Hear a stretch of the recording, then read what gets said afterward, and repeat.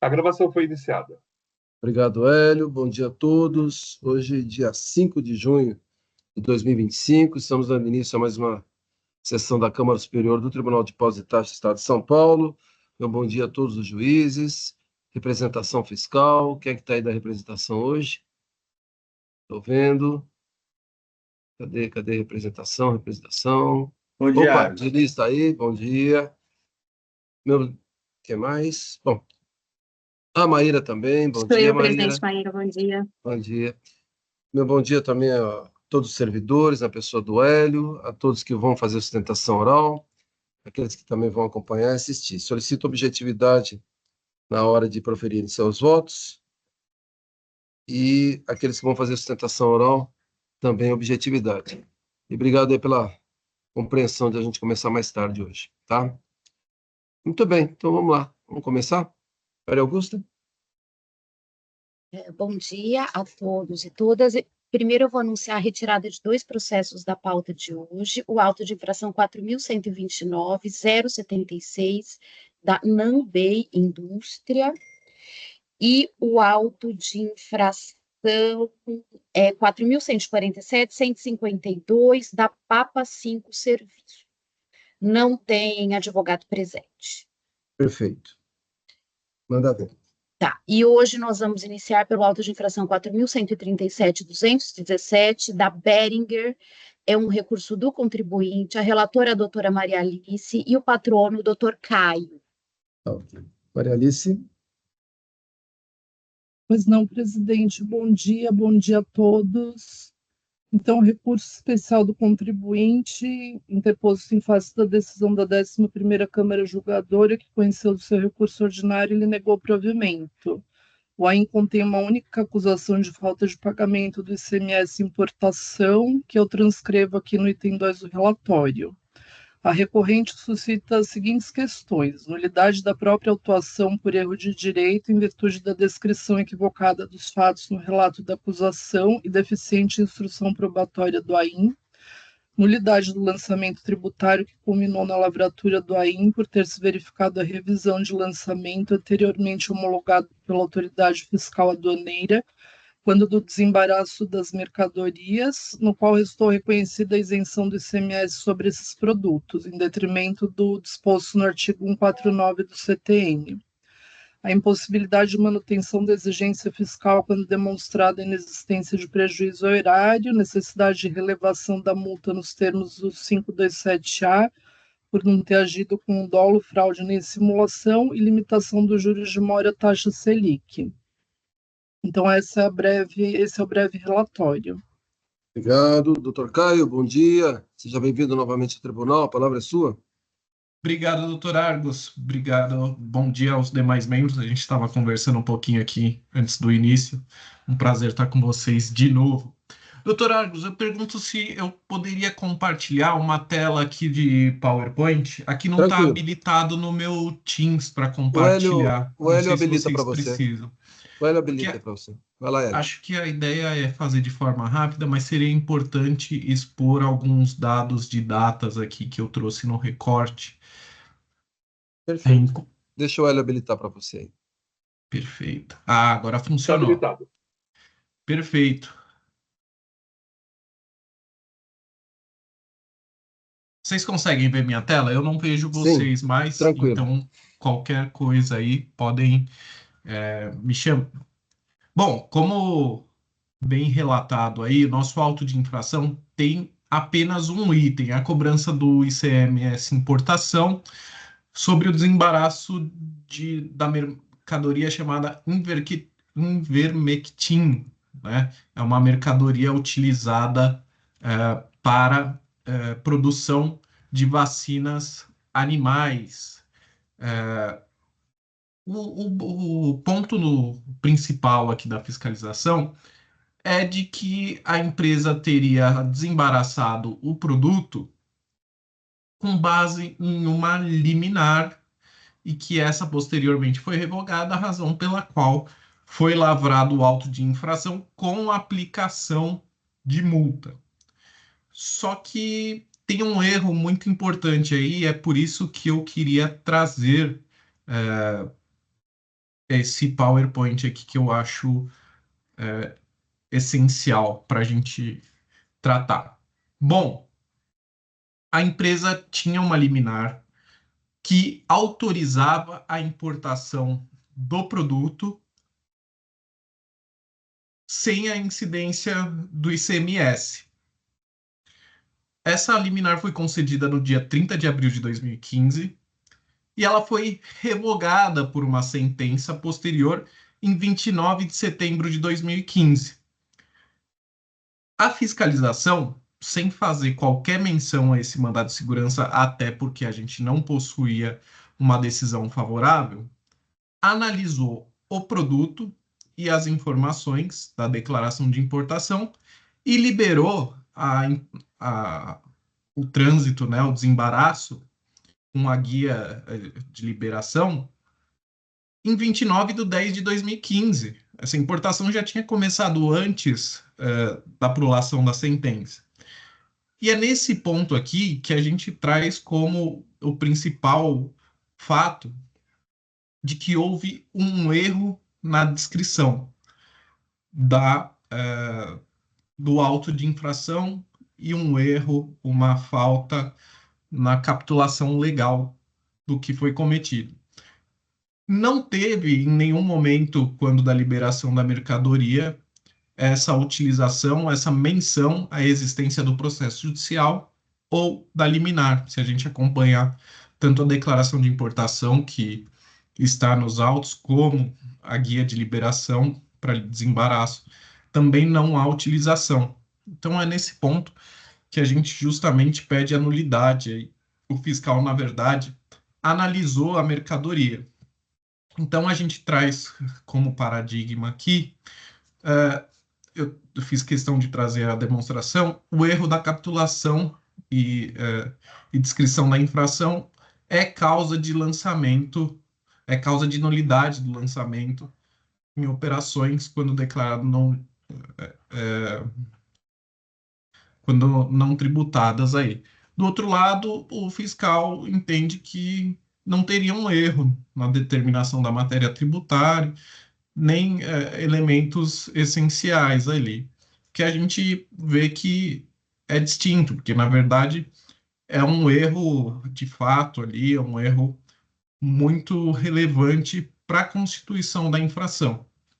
E aí, o segundo ponto, justamente, do nosso recurso especial, se interliga diretamente com esse ponto. Por quê?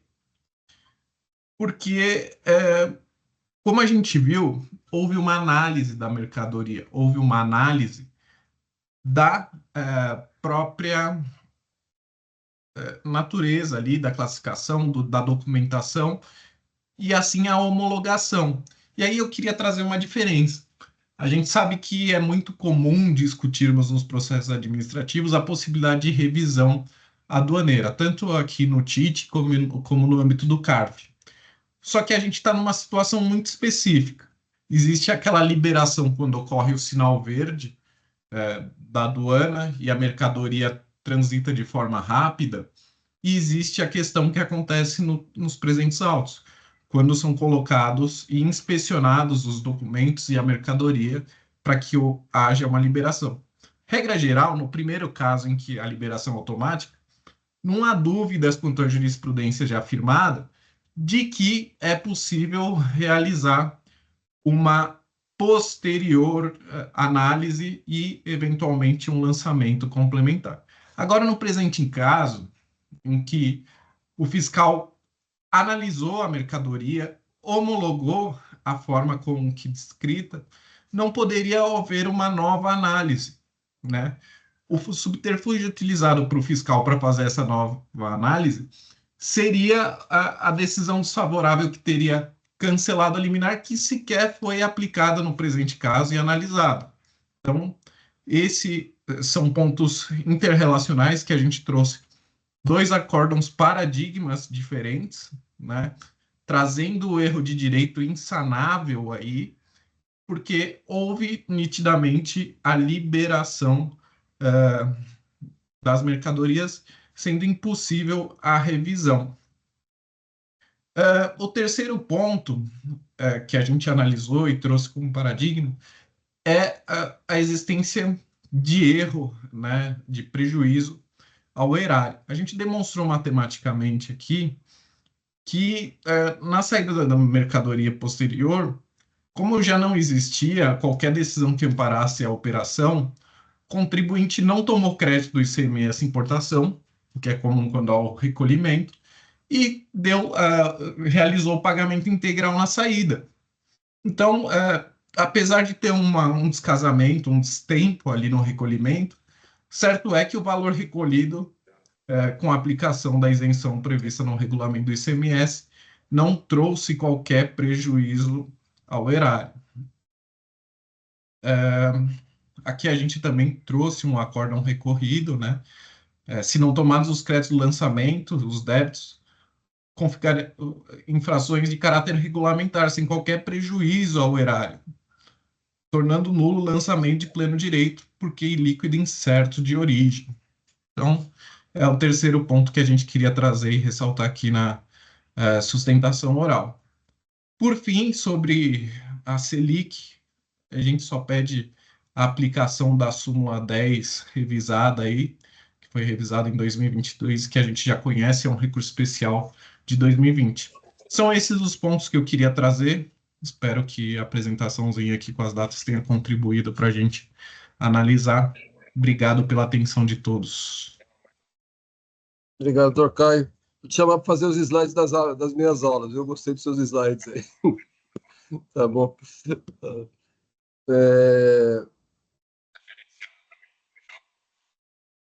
Maria Alice? Pois não, presidente, eu cumprimento o doutor Caio pela excelente sustentação oral, bastante elucidativa, e eu vou pedir a devolução do processo, a minha carga, porque eu gostaria de refletir um pouco mais sobre o que foi trazido agora na sustentação oral e a solução que eu imaginei dar ao caso, especialmente em função da segunda questão levantada. Sem problema. Então, só um segundinho, por gentileza. Obrigada. Nada. Ó, processo devolvido, então. Então, doutor Caio, o processo está sendo devolvido à doutora Maria Alice. Em fase da sua sustentação oral, ela vai fazer o voto dela. Em breve retorna, né, para a pauta. O doutor já fez a sustentação oral, não vai fazer outra, mas claro que se tiver algum esclarecimento de fato que queira realizar no dia do julgamento, é só solicitar a palavra, tudo bem? Perfeito, agradeço muito a atenção de todos aí. A gente se vê na próxima sessão para acompanhamento. Tá certo. Muito obrigado. Um abraço. Um abraço. Maria Augusta? Auto de infração 4.138.363, Jansen, é um recurso do contribuinte. O relator é o doutor Coraza e a patrona a doutora Jéssica. Coraza. Obrigado, presidente. Bom dia a todos e todas novamente. Senhor presidente, eu vou fazer um breve relatório aqui, mas eu já destaco que esse é um caso que, na minha visão, é extremamente interessante. A gente está tratando aqui de produtos de saúde e da interpretação de benefícios fiscais no que diz respeito a esses produtos. Então, entramos naquela questão que nós já tivemos com relação ao estente no passado, da forma de interpretação, né, dos benefícios fiscais. E aí eu já passo aqui ao meu relatório, é uma decisão da 4ª Câmara Julgadora que foi assim emendada. Só um minutinho, Coraza. Pois Tá não, vermelho aqui, eu acho que você... Não sei se é o quórum que você não apertou, é como se você não tivesse no EPAT. Dá uma olhadinha. Que estranho. Para mim está parecendo como se você não tivesse.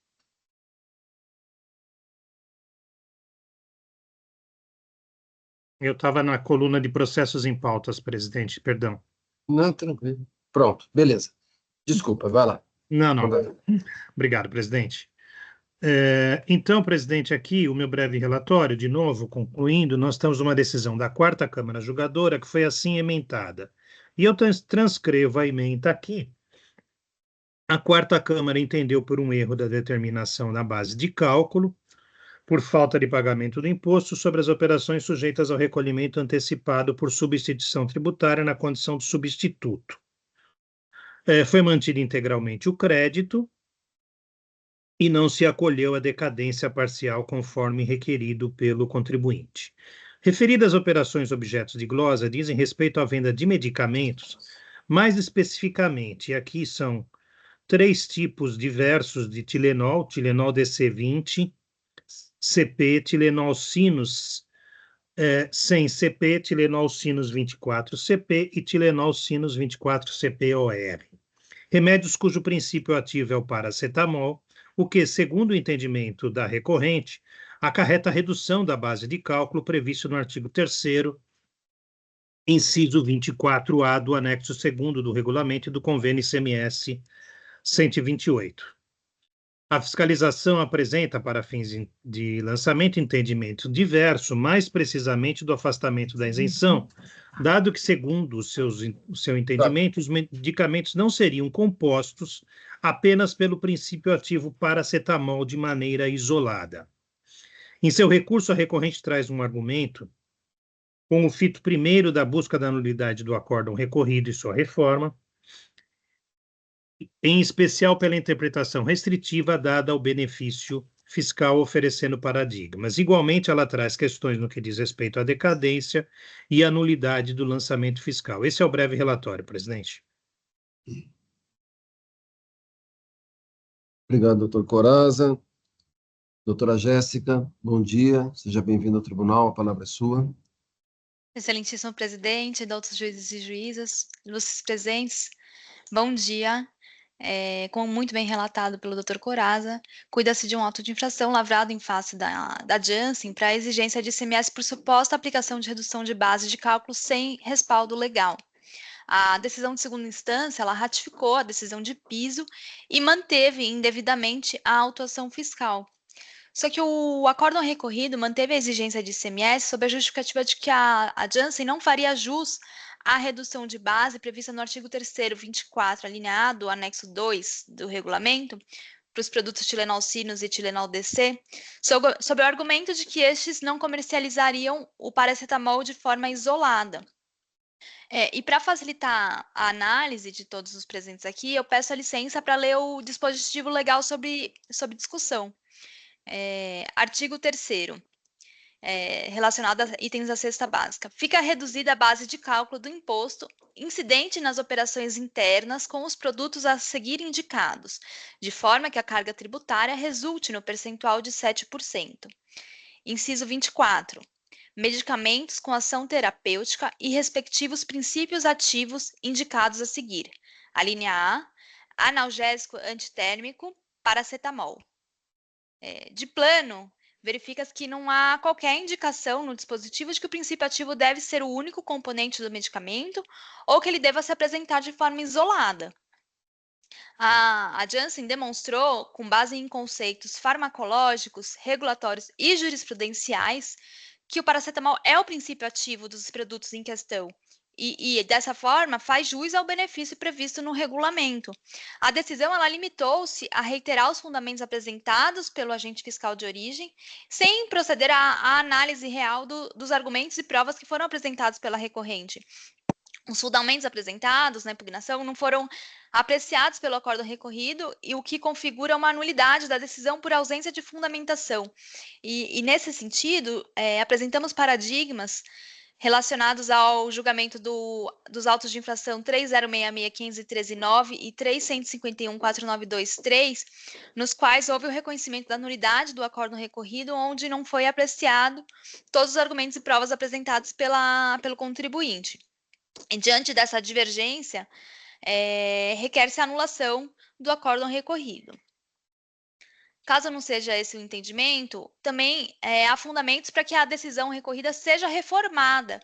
E isso porque, além dessa precariedade da decisão, por vício de motivação, o acórdão recorrido ele adotou uma interpretação divergente, restritiva e equivocada do dispositivo legal. Ao negar a redução da base de cálculo sobre os medicamentos, com a justificativa de que esses teriam substâncias adicionais ao paracetamol, como a cafeína e a pseudoefedrina, o acordo recorrido ignorou que o paracetamol ele continua sendo o princípio ativo dos produtos e as demais substâncias são meros coadjuvantes, que não alteram a ação terapêutica principal analgésica, conforme previsto no próprio regulamento. A fiscalização ela ignorou os conceitos fármacos e negou o benefício sob o argumento de que esses medicamentos eles teriam substâncias auxiliares. Só que essas não descaracterizam o paracetamol como princípio ativo único. O entendimento adotado está nitidamente equivocado, porque o paracetamol ele corresponde a quase 80% da composição dos medicamentos, e as substâncias auxiliares elas representam menos de 10%, o que inclusive pode ser confirmado pela própria bula dos medicamentos que a Janssen apresentou desde a impugnação e contém toda a composição dos medicamentos. E é muito nítido que o paracetamol, ele compõe o medicamento em quase sua totalidade. E as substâncias auxiliares, elas estão ali ou para potencializar ou para agregar algum outro efeito que não seja o principal. Inclusive de acordo com a Anvisa, eu destaco aqui o conceito do princípio ativo, né? Que é o fármaco que tenha propriedades farmacológicas com finalidade medicamentosa, utilizada para diagnóstico, alívio ou tratamento, empregada para modificar ou explorar sistemas fisiológicos ou estados patológicos em benefício da pessoa a qual se administra. A cafeína e a pseudoefedrina atuam no medicamento de maneira paralela, com o intuito apenas de potencializar, no caso da cafeína, ou de melhorar efeitos que são produzidos pelo princípio ativo do remédio, que é o paracetamol. O efeito analgésico do paracetamol é mantido, mesmo sem esses dois elementos. Já que ele que é o responsável justamente pelos efeitos analgésicos e antitérmicos, que são aqueles autorizativos do próprio benefício fiscal que é concedido no regulamento. E aqui eu acredito que todos já tenham consumido o Tilenol, e justamente não foi consumido por causa da cafeína. Né? O Tilenol é um medicamento amplamente conhecido e utilizado justamente por ter o efeito antitérmico e analgésico. E além da composição percentual demonstrar que o teor desses outros elementos são bem inferiores ao paracetamol, a cafeína ela tem um efeito secundário nessa composição, porque justamente ela é um estimulante do sistema nervoso central e aumenta a atividade analgésica do próprio paracetamol. Enquanto a pseudoefedrina, ela atua na descongestão nasal, então também não se relaciona com os efeitos analgésicos e antitérmicos do paracetamol. E diante disso, apresentamos, inclusive, um acórdão paradigma, evidenciando que o entendimento do acórdão recorrido ele foi divergente de outros casos em que se analisou a aplicação de benefícios fiscais. E foi divergente na medida em que, no julgamento do recurso especial 207.148, reconhece-se expressamente que a interpretação dos benefícios fiscais ela deve ser aplicada conforme o artigo 111 do CTN, que exige uma interpretação literal, mas não restritiva. E diante disso, o recurso especial da Janssen deve ser provido, reconhecendo que a interpretação restritiva adotada no acórdão recorrido é incompatível com a jurisprudência do TIT e com a própria literalidade do regulamento, devendo ser afastada para garantir o direito da recorrente à redução da base de cálculo. E por fim, gostaria também de destacar um argumento aqui subsidiário, caso seja mantido o auto de infração, que seria referente à decadência parcial. Na medida em que o acórdão recorrido, ele reconheceu a aplicação do 150, parágrafo 4º do CTN no presente caso, mas ele se equivocou ao considerar que o prazo decadencial, ele se inicia no vencimento do tributo, e não na ocorrência do fato gerador, como é expressamente previsto no CTN. Esse entendimento, por óbvio, se distancia em muito dos paradigmas e dos precedentes desse Tribunal de Impostos e Taxas. Para tanto, destacamos o julgamento do recurso especial 30847590, em que se determinou o início do prazo a partir do fato gerador, salvo em casos de dolo, fraude ou simulação que não foram comprovados no presente caso.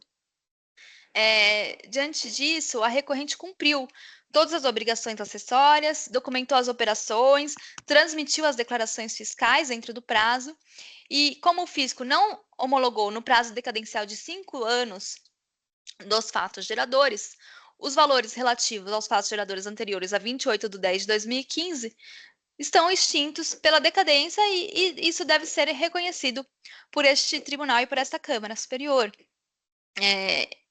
Por tais razões, requeremos que seja dado provimento ao recurso especial da Janssen por esta Câmara Superior, com cancelamento integral do auto ou com anulação da decisão recorrida. E caso, por absurdo, não seja esse o entendimento, pedimos que seja reconhecida a decadência parcial e, na parte remanescente, a limitação dos juros à taxa Selic, nos termos da súmula 10 revisada. Muito obrigada a todos pela atenção e sigo à disposição para quaisquer esclarecimentos que se façam necessários. Obrigado, doutora Jéssica. Coraza, você registrou o voto? Eu não estava achando. Não, presidente, eu vou explicar por quê. Pois não. Tá ok. Obrigado, presidente. Em primeiro lugar, eu parabenizo a doutora Jéssica pela sustentação oral, acho que extremamente esclarecedora. Presidente, eu não registrei meu voto e vou pedir, inclusive, para o presidente devolver para mim. É uma prática que eu não costumo adotar, mas eu confesso que intuitivamente eu entendi as questões específicas, principalmente no que diz respeito à questão do princípio ativo, né?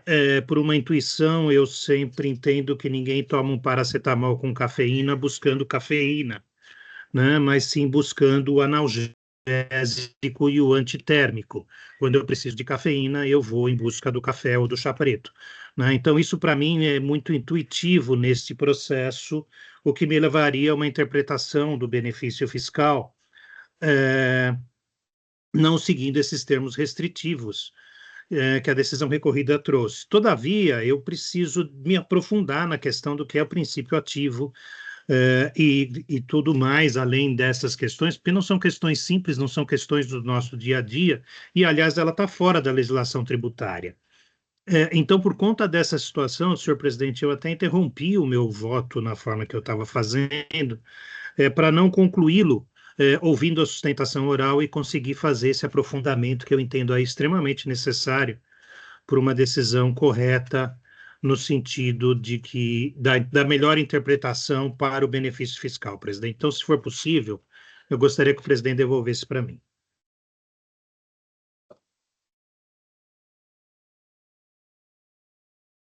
Já fiz a devolução. Então, doutora Jéssica. Obrigado, presidente. Nada. O doutor Coraza vai fazer o voto. Aí, quando do retorno, a doutora já fez sustentação oral, não vai fazer outra, mas se tiver algum esclarecimento de fato que queira fazer no decorrer do julgamento, é só solicitar a palavra, tá bom? Claro, muito obrigada. Imagina. Maria Augusta?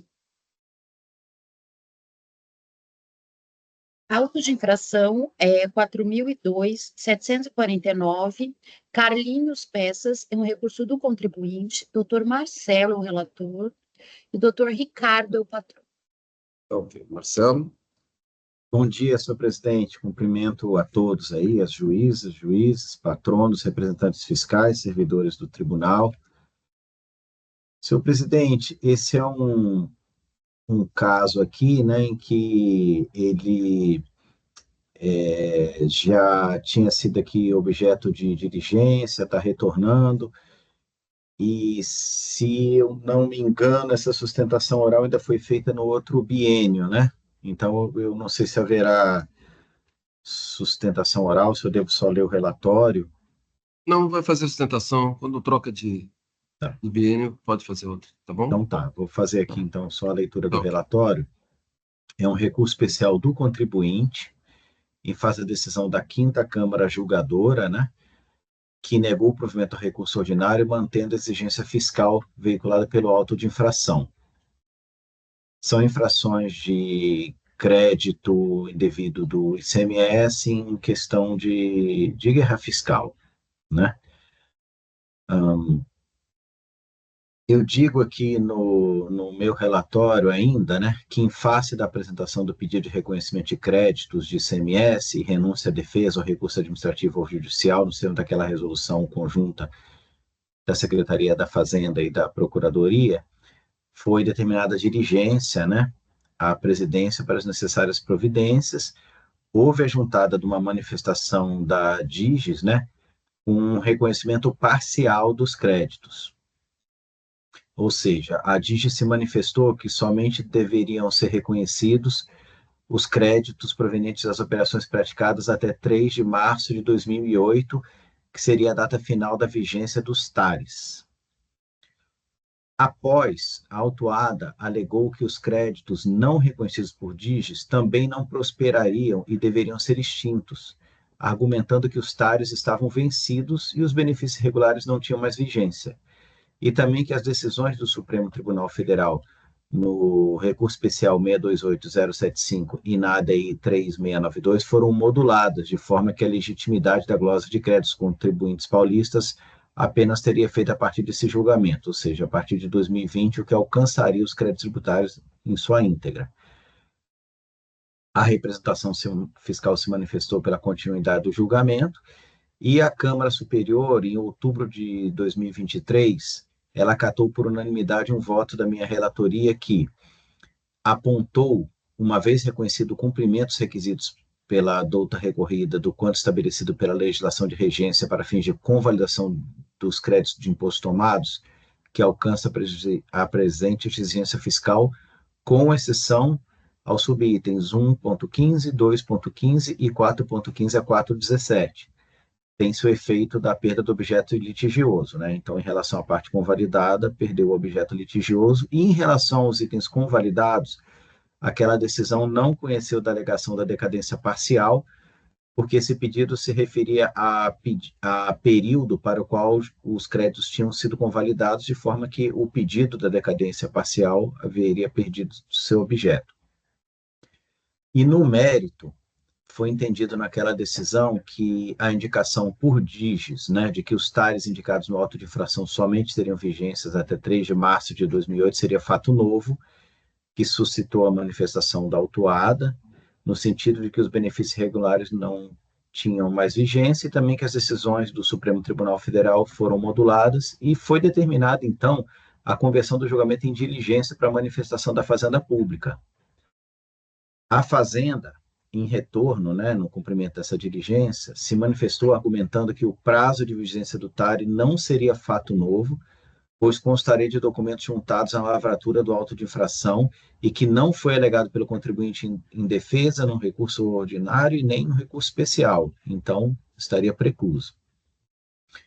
A Fazenda também se manifestou no sentido de que as decisões do Supremo Tribunal Federal no recurso extraordinário 628075 e na ADI 3692 não deveriam ser prestigiadas, por se tratar de inovação extemporânea ao trazer matéria não discutida em sede ordinária. E, além disso, no julgamento do RE 628075, diferentemente do que alega a autuada, o Colégio do Supremo Tribunal Federal não teria afirmado que seria inconstitucional a glosa de créditos anteriores à sua decisão, mas somente modulado os efeitos da decisão para que os estados que não tivessem efetuado os respectivos lançamentos tributários só o pudessem fazer em relação a fatos geradores posteriores à decisão, o que não seria o caso dos autos.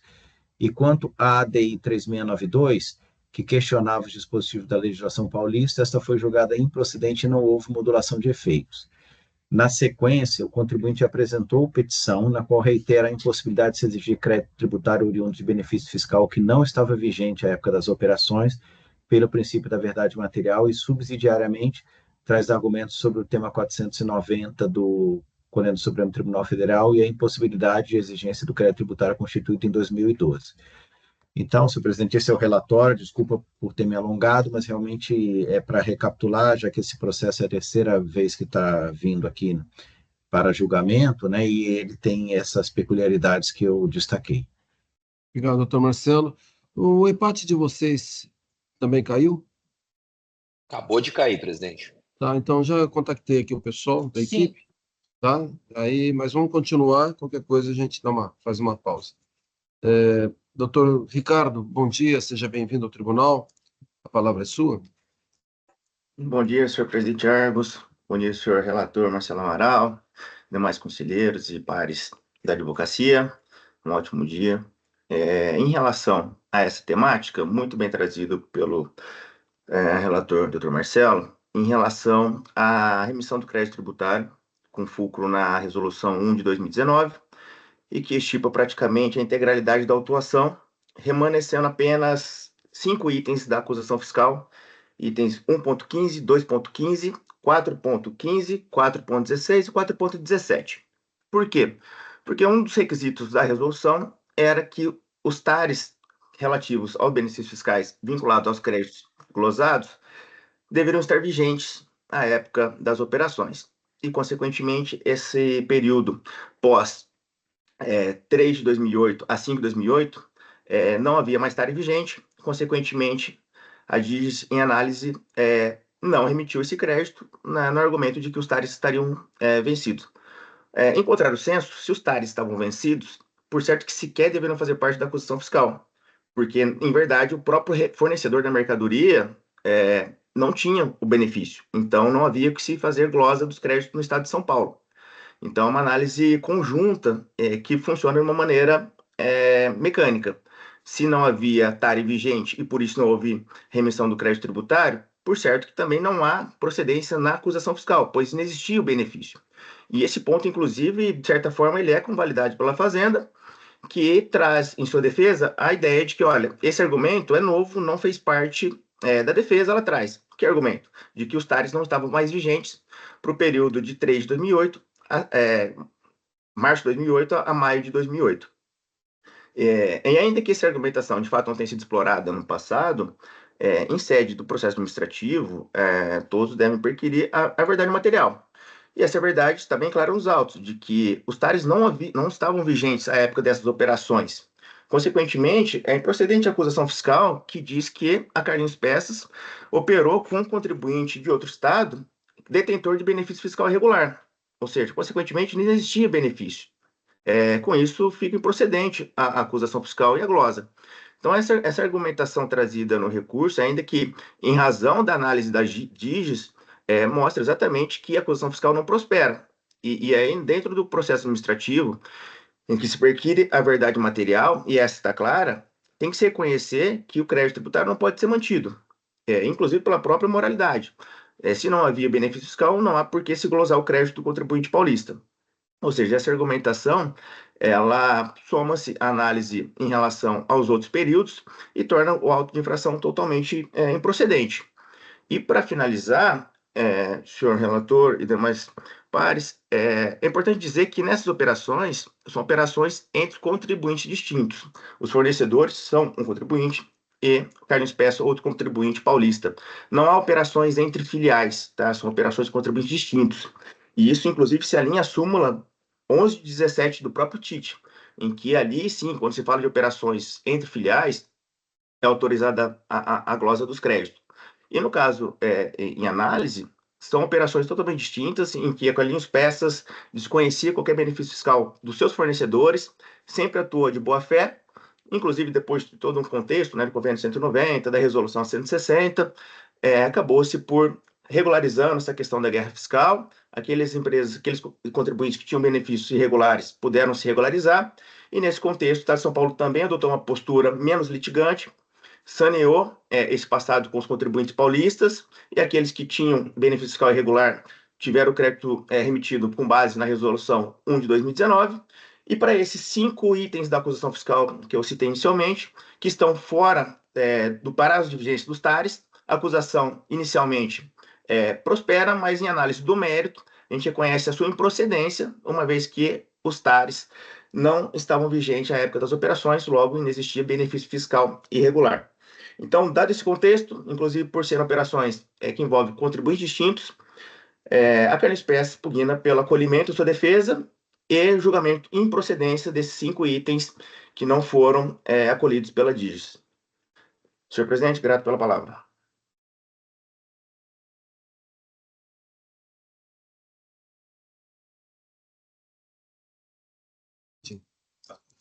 Obrigado, doutor Ricardo. Quem é que está com o EPAT não funcionando? Pneu meu. Mais alguém? É. Então, é parte do pessoal mesmo, viu, Tá. Paulo? E no seu caso, aparece o globo embaixo, O globo em cima. em cima? Na linha do EPAT. Tá? Eu vou agora Tá. pedir para aguardar um pouquinho para vocês acertarem isso daí. Tá bom. Tá bom? Tá. Pessoal, parte de nós está sem acesso, aí vai ficar ruim para poder acompanhar. Eu não consigo abrir, enxergar a sessão novamente, né? Abrir o processo. Então, eu vou fazer o seguinte: vou fazer uma pequena pausa aqui para dar tempo do pessoal da técnica arrumar o iPad. Tá? Vamos dar aí uns 10 minutinhos. Doutor Ricardo, essa gentileza de aguardar mais um minutinho, sua compreensão, né? É difícil, isso Perfeito, não professor. aconteceu ainda. Faz muito tempo que não acontece isso. Vamos ver o que está acontecendo aqui. Parece que é o seu processo, na hora que entra. Não, mas E, nós e vamos de, conseguir julgar assim, tá? e Vamos de só fato, acertar de essa fato, na questão última técnica. sessão foi parecido. Tá bom, Sem problema, então é senhor questão presidente. do seu processo, vamos ver. Vamos ver o Não que é para está ser acontecendo. julgado. Tá bom, então. Vamos aguardar uns 10 Obrigado, até minutinhos, breve. ó. Hélio, bota a tela de intervalo aí, são 10 para as 10, para retornar às 10 horas. A gente já volta. Obrigado, viu? Obrigado.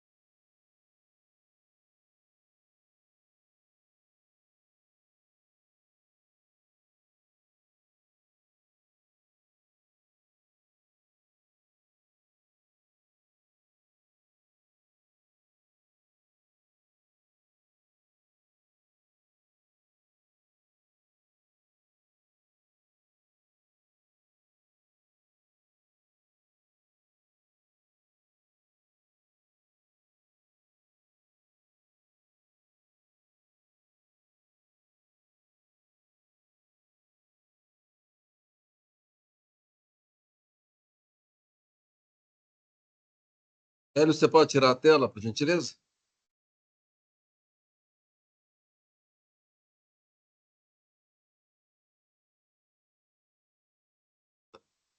Parte entrou para todo mundo? Certinho?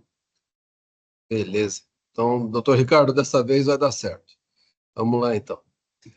Marcelo? Senhor presidente, inicialmente cumprimento aí o doutor Ricardo pela sustentação oral e aponto aqui nas minhas anotações o impedimento da doutora Cacilda e do doutor Fábio Cruz, né? Senhor presidente, vou passar a leitura aqui do voto, né, que já está aí disponibilizado para todos, né, até já estava anteriormente, e como o caso tem peculiaridades, né, é importante passar essa leitura. Primeiramente, é necessário delimitar o objeto atual do julgamento. Estão em julgamento os subitens 1.15, 2.15 e 4.15 a 4.17 do lançamento, em razão da convalidação dos créditos de imposto tomado nos demais itens com perda de objeto recursal, inclusive em relação à alegação de decadência.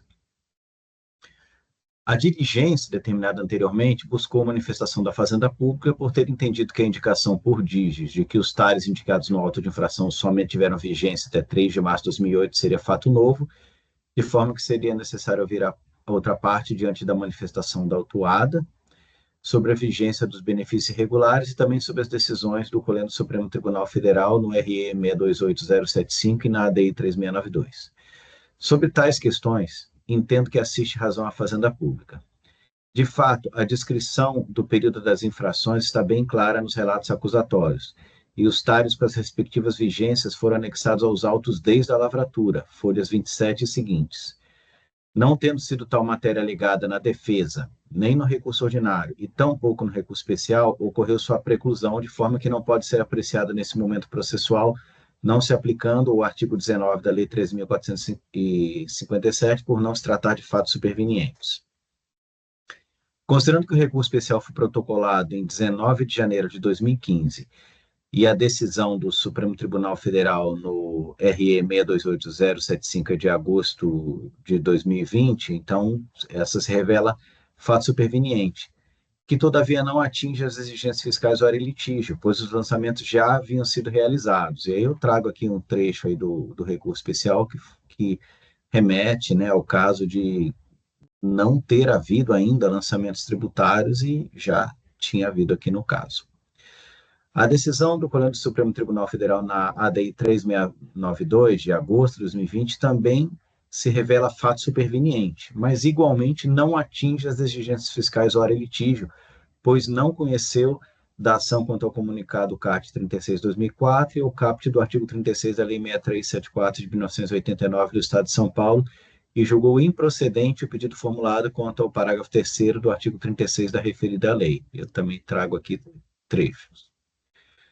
Passo ao exame das alegações de mérito trazidas no recurso especial. O recurso especial do contribuinte comporta conhecimento em relação às alegações de direito ao crédito de CMS incidente em operação anterior, pelo princípio da não cumulatividade, de incompetência do Estado de São Paulo para a exigência do CMS e necessidade de decisão do Supremo Tribunal Federal e das peculiaridades e efeitos por se tratar de operação entre empresas distintas, sobretudo em razão da decisão proferida no processo que eu cito aqui, apontado como paradigmal pela recorrente. No mérito, todavia, o recurso especial do contribuinte não deve ser provido, pois esta Câmara Superior, em sessão monotemática realizada em 24 de junho de 2021, decidiu por maioria de votos pela legitimidade da glosa de créditos efetuados pelo Estado de São Paulo, baseado principalmente nos artigos 8º da Lei Complementar 24 de 1975 e 36, parágrafo 3º da Lei 6374 de 1989, em acusações de créditos do imposto considerados indevidos em razão da concessão de incentivos fiscais por outras unidades da Federação, sem aprovação pelo CONFAS, em operações interestaduais de compra e venda. Então, eu cito aqui as decisões da sessão monotemática dessa Câmara Superior. Eu não conheço o pedido de redução da penalidade aplicada em razão dos princípios da razoabilidade e não confisco, por falta de indicação de decisões paradigmais e demonstração de dissídio jurisprudencial. E eu observo que, em recurso ordinário, houve pleito pela limitação dos juros de mora incidentes sobre imposto e multa taxa Selic, e considerando a revisão posterior da súmula 10 desse tribunal, o princípio de eficiência administrativa e a jurisprudência dessa Câmara Superior, eu acato esse pleito. Em conclusão, em relação aos subitens 1.15, 2.15, 4.15 a 4.17 do lançamento, conheço parcialmente o recurso especial do contribuinte, a ele dou parcial provimento, apenas para limitar os juros de mora incidentes sobre imposto e multa, taxa Selic, nos termos da nova redação da súmula 10 do tribunal. Esse é o meu voto, senhor presidente. Obrigado, doutor Marcelo. O processo está em discussão. Doutor Badia. Obrigado, presidente. Inicialmente, meu cordial bom dia a todos.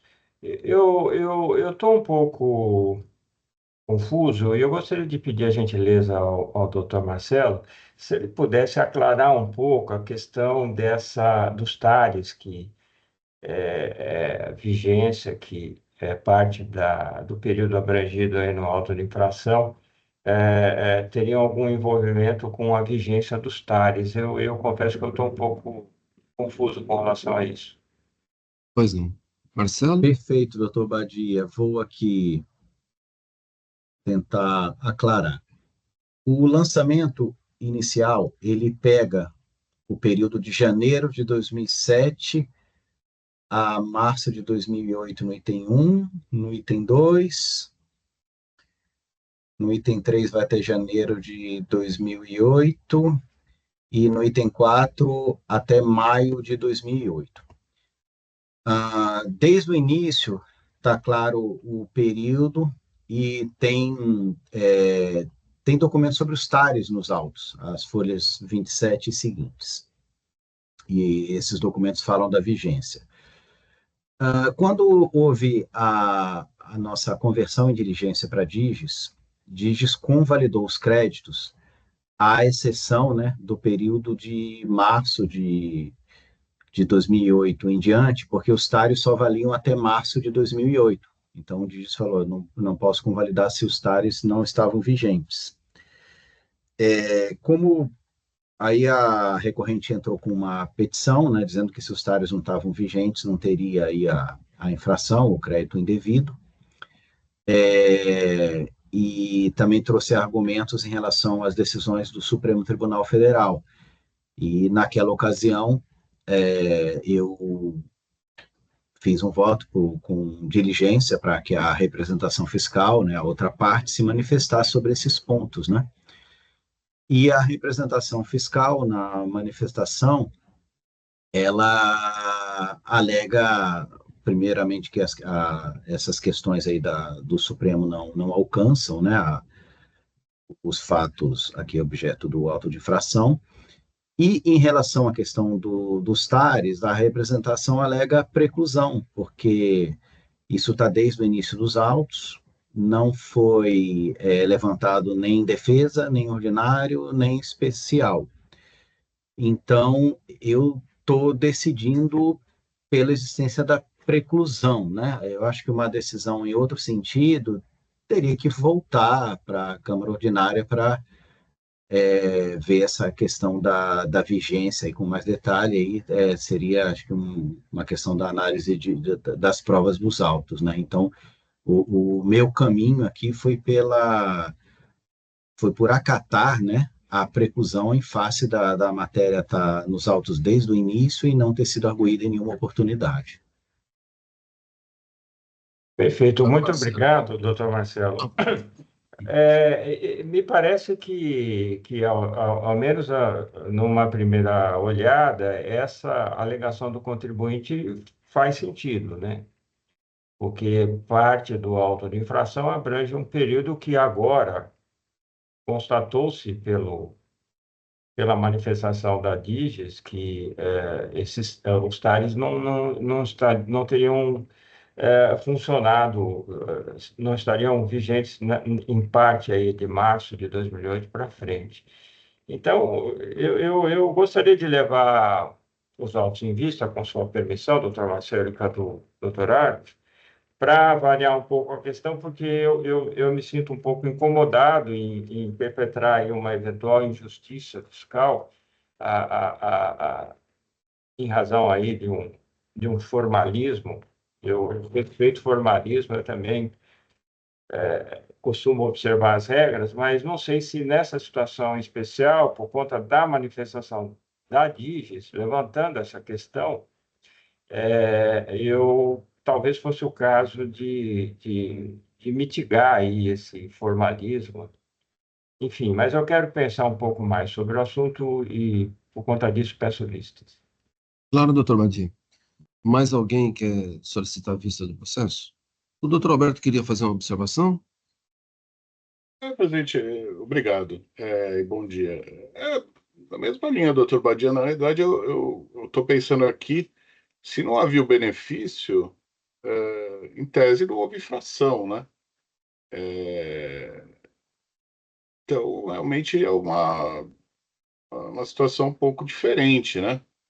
Eu, eu acho que vou pedir vista também, presidente, dar uma olhadinha nesse caso que me parece particular, né? Certo, não, a vista é bem-vinda. Deixa eu só entrar novamente, que o meu iPad caiu outra vez, só um minutinho. O meu também, viu, doutor Alves? Eita, nós. Meu Caiu. também caiu. Então, Já avisei, já tirei até já uma avisou? foto da minha Avisou na tela. Já cal? avisei. Tirei uma foto da tela. Senhor presidente, Oi. bom dia a todos. Senhor presidente, eu gostaria também de pedir vistas, até para analisar os efeitos preclusivos dessa matéria, mas infelizmente eu não consigo, meu sistema caiu. Mas vamos esperar voltar um pouquinho. Doutor Ricardo, falei cedo demais. Vamos esperar um minutinho. Ele está andando a conta gota. Primeiro não cai, agora na hora que pede vista cai. Estou desconfiado que é o assunto. Então vamos lá. É o assunto. Não, vai dar certo. Vai dar certo. Deixa eu entrar novamente aqui. Já, o pessoal da técnica já está novamente atuando.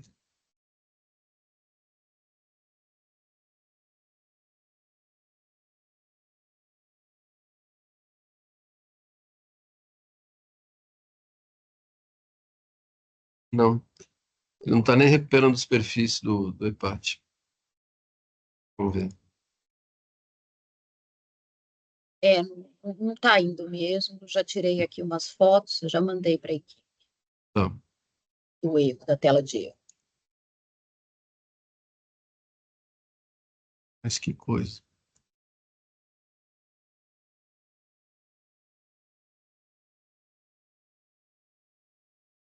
Vou tentar mais uma vez, senão vamos fazer mais uma pausa.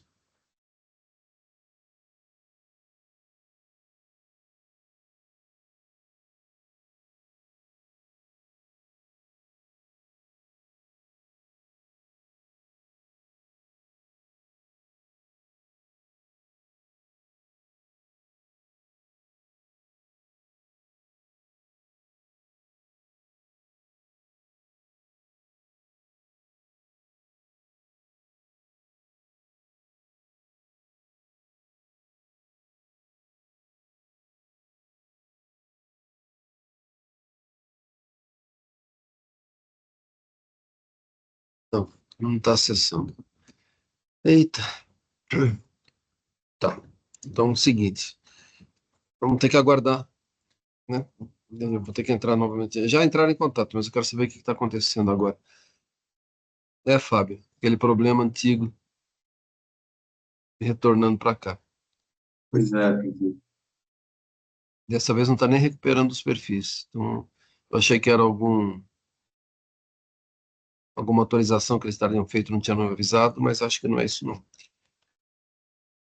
Vamos aguardar mais um pouquinho. Vamos dar mais 10 minutos. Doutor Ricardo, 10 minutinhos, vamos aguardar aí, tá? Hélio, coloca a tela de intervalo, vou aguardar um pouco mais, tá? Oi. Vamos lá.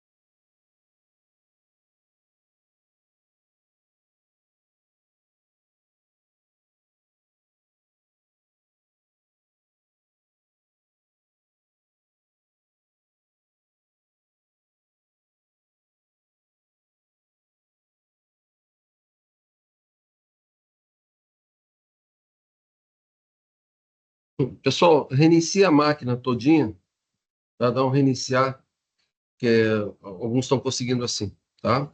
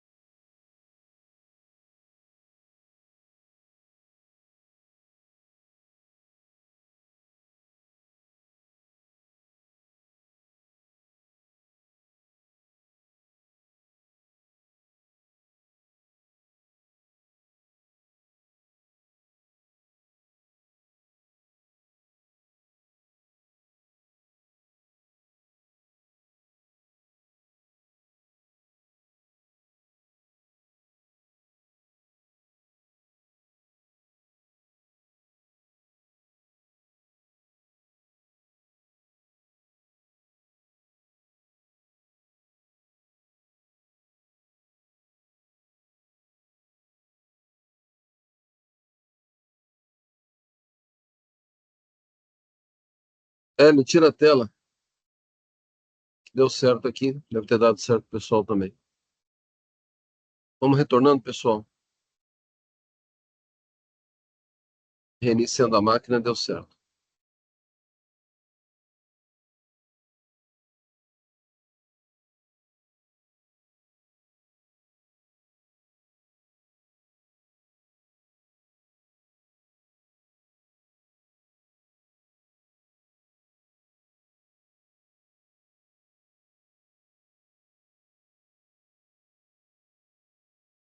Vamos retornar, pessoal?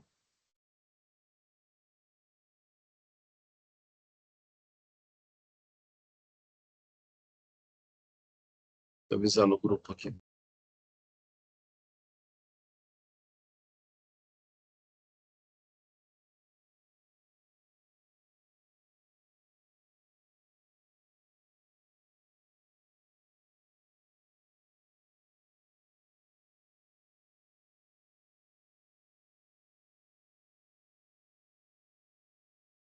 Isso.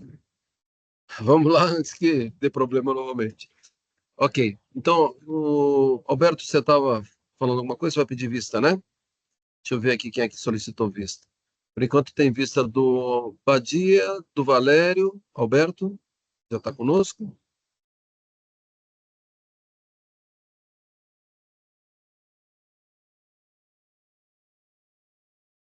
Ixi.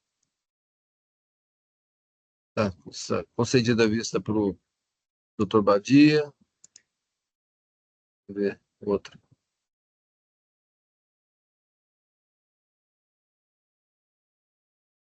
Está muito lento. Concedi vista para o Valério. Acho que o Alberto está entrando aí. Eu também tinha pedido vista.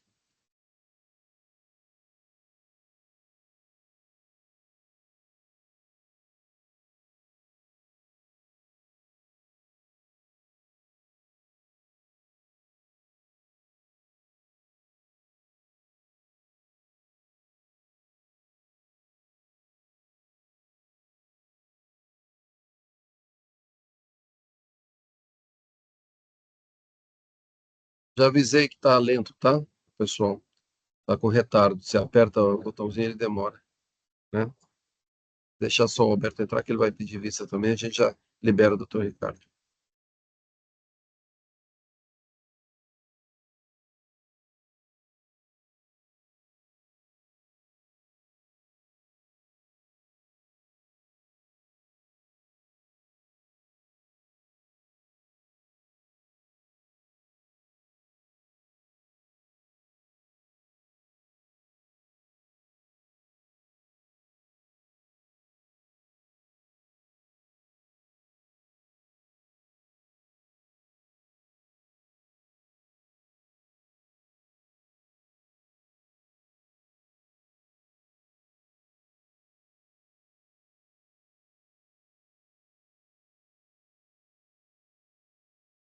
Hélio, o Alberto está aguardando você autorizar para entrar no Teams, tá? Alberto, já peça a vista para eu poder colocar aqui, por favor.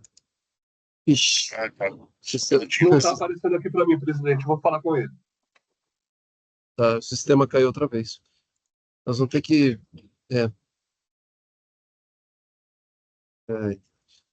Não, mas vamos finalizar esse. Qual que é mesmo? Já esqueci. Não, é o primeiro da pauta. É o primeiro, né? Isso. Isso, tá?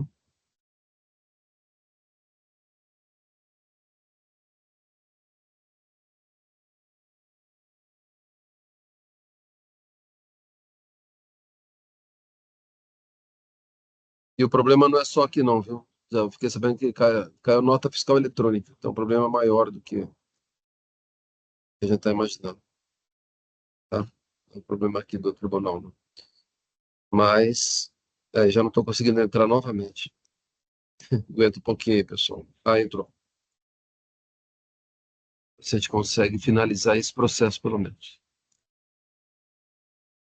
Ótimo. Mais alguém vai solicitar vista desse processo?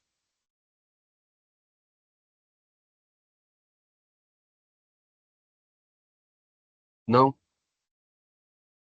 Pronto. Agora sim, doutor Ricardo, saiu em vista, né? Vai retornar. O doutor já fez tentação oral, espero que seja nesse ano ainda, né? Não, mas vamos colocar, só que eu vou botar uma folha de arruda no computador na hora que vier esse processo para não dar problema outra vez, né? Não, mas vai dar certo. É uma infeliz coincidência. Eu agradeço muito a sua compreensão. Está saindo em vista para o doutor Badia, o doutor Valério, o doutor Alberto. A gente retorna com esse assunto em breve. Tudo bem? Perfeito, presidente. Obrigado. Vou colocar a arruda do lado de cá também. Aqui, um tercinho. Isso, inclusive muito vamos, pertinente às vistas vamos solicitadas, com tá? fé que a gente vai conseguir resolver Boa, isso. boa Tá, sorte a todos aí que fluam os trabalhos. tá Um bom. ótimo dia. Obrigado.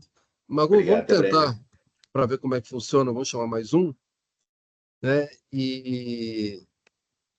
Me dá um minuto só. Deixa eu só consultar aqui o pessoal da Tech se é melhor parar para eles arrumarem.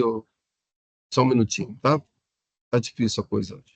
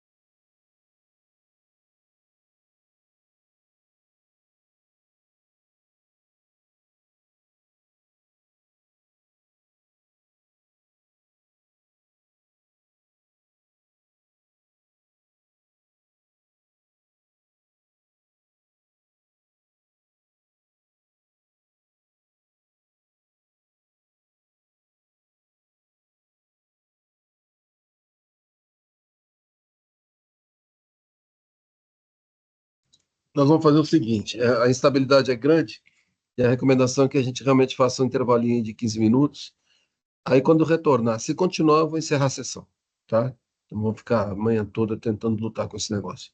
Então, nós vamos dar uns 15 minutos aí de chance para resolver esse problema geral no Estado. São 10h35, às 10h50 a gente retorna, tá bom? Horácia, pode ir lá para o seu pastel de quinta-feira, que dá tempo. Hélio, coloca aí outra vez a tela de intervalo. Assim, aos advogados eu peço, né, com a compreensão, questão faz parte, né? Esse mundo virtual é assim. Mas a gente retorna daqui a pouquinho.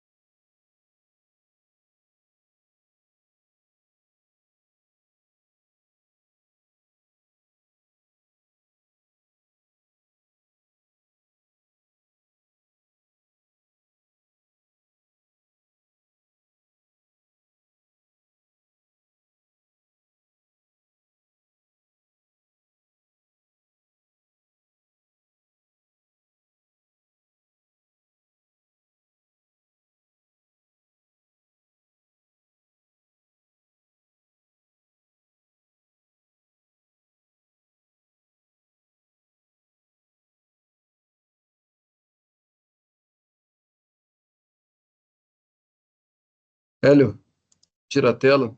Vamos tentar mais uma vez. Se não der certo, nós vamos parar a sessão. Tá?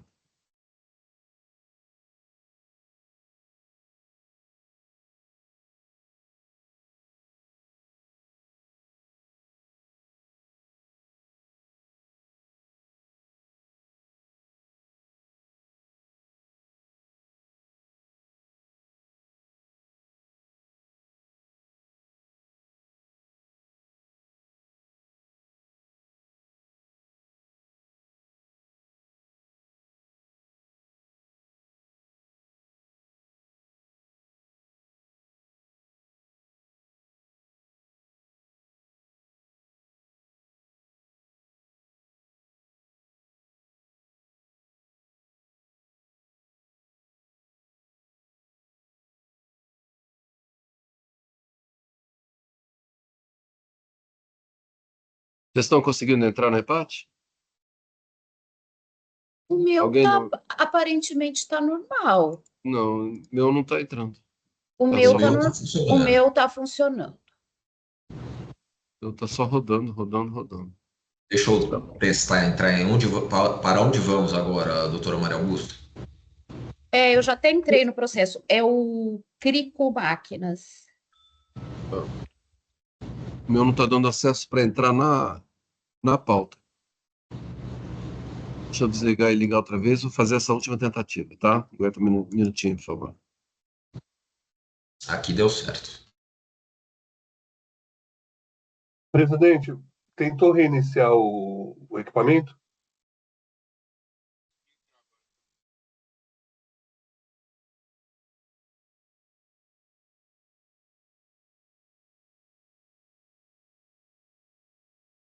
Acho que o doutor Argos congelou.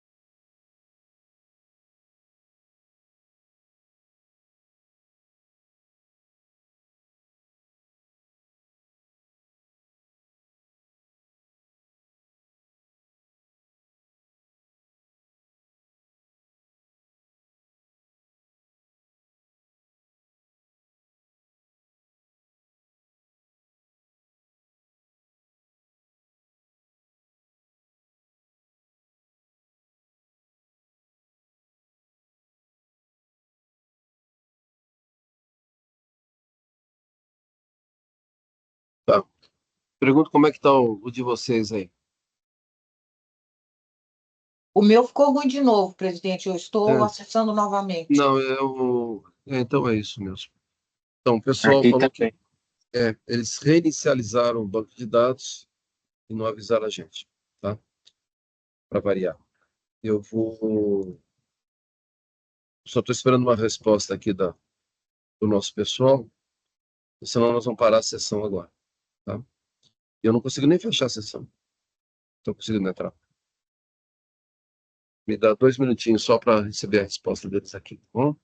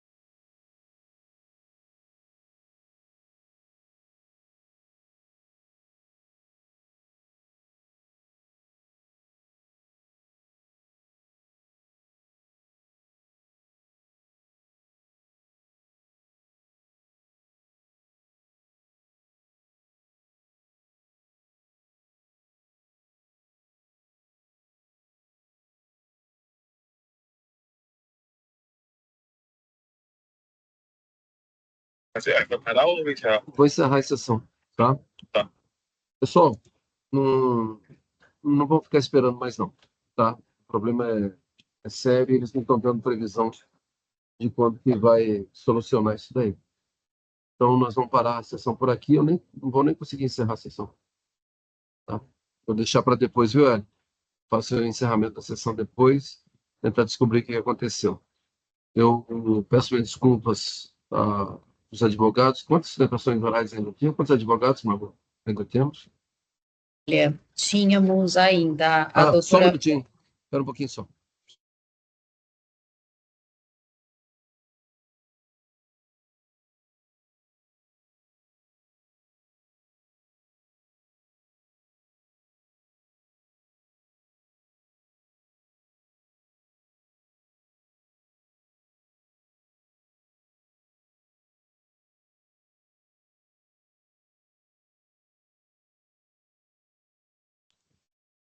A resposta que eu tive deles é: eles acham que vai resolver em menos de 10 minutos. Achar, para mim, não vai adiantar nada.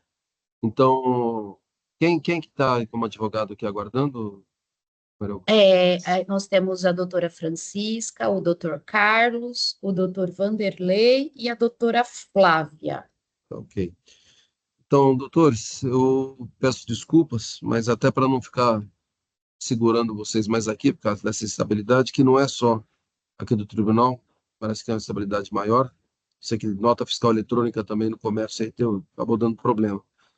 Então, vou parar a sessão, porque também, senão fica esse negócio vai e vem, atrapalha até o entendimento do processo, né? Que a gente fica travando, aí vai, sustentação oral não sai. Vamos aguardar, a gente já coloca rapidinho o processo de vocês, tá bom?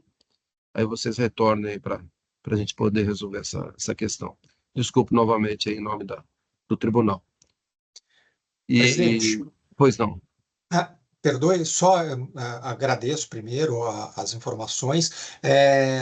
Da minha parte, obviamente, não há problema. E só em nome da advocacia, ainda que eu não tenha nenhum prazo vencendo hoje, presidente, indagar se seria possível a expedição de um ato do tribunal em relação aos prazos, porque eu tentei entrar no EPAT, o EPAT também não está carregando aqui para os contribuintes. Não entendi. Prazo do quê? Não entendi. Não, se eventualmente algum advogado tiver prazo vencendo hoje e não conseguir acessar o portal do EPAT para fazer o protocolo, não, sim, presidente, sim.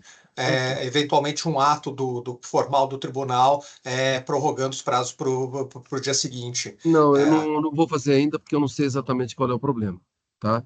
Perfeito, presidente. Agora, caso não vai ter prejuízo algum, que caso isso aconteça, é só na hora que fizer a petição alegar que o sistema estava não funcionando, aí a gente aqui certifica que o sistema não estava funcionando e o prazo automaticamente você não vai ficar fora do prazo. Tá bom? Perfeito, presidente. Não posso me adiantar porque aí eu já não tenho controle sobre quando é que vai voltar esse negócio, tá? Obrigado, presidente. Tá ok, mas obrigado, agradeço aí a lembrança e a preocupação. Tudo bem, pessoal? Então vamos encerrar por aqui. Hélio, você para a gravação, por gentileza, e em breve retorna.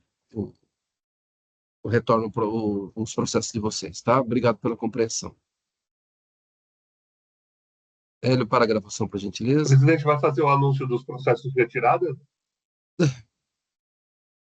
Ai. Vai ter que fazer, né? Não tem jeito. Então vai lá. Magu? Eu anuncio aqui. Tá bom. O final 264 da Copagás, final 676 da Comércio de Cereais Alho Minas, final 630 da Lumiar, final 610 da Claro, final 666 da CBD, final 670 da YKK, final 778 da Macro, final 825 da Supermercados Cavicchio, final 423 da Transportadora Porto Ferreira, final 470 da First Line, final 713 da Crico e final 717 da CBD. Isso. Batemos o recorde de retirada hoje. É isso, então. Tá ok? Pessoal, até a próxima sessão, se Deus quiser, funcionando tudo aí direitinho. Tá bom? Hélio, agora sim, pode parar a gravação, por gentileza.